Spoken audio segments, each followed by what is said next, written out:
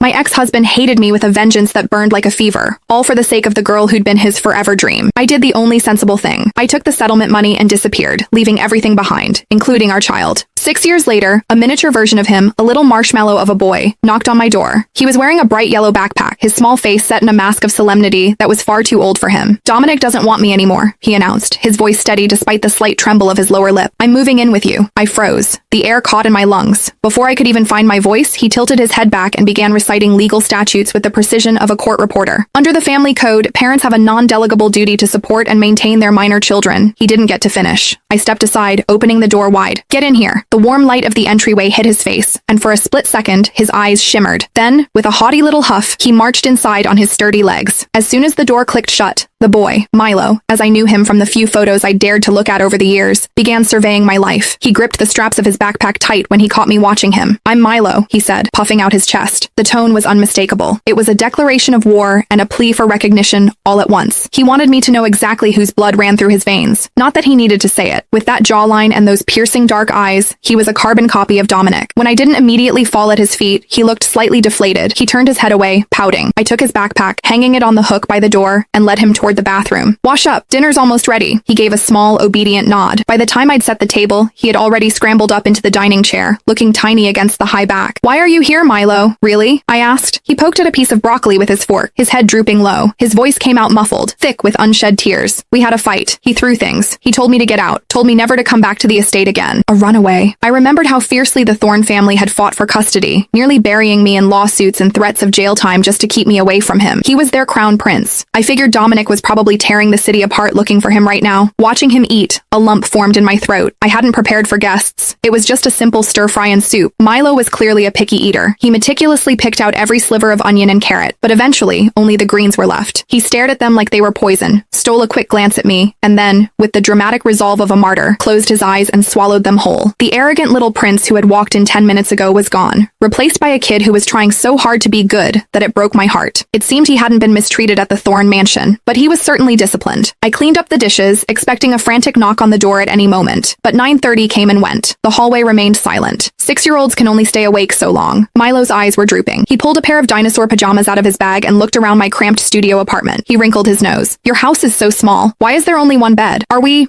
sharing?" he asked, a hint of apprehension in his voice. I glanced at the clock, wondering where the hell Dominic was. I sighed and nodded. "Yeah, we'll make it work for tonight." I expected a tantrum. Compared to the Thorne estate, this place was a glorified closet. Instead, Milo just bit his lip, a flash of something that looked suspiciously like relief crossing his face. He scrubbed his face,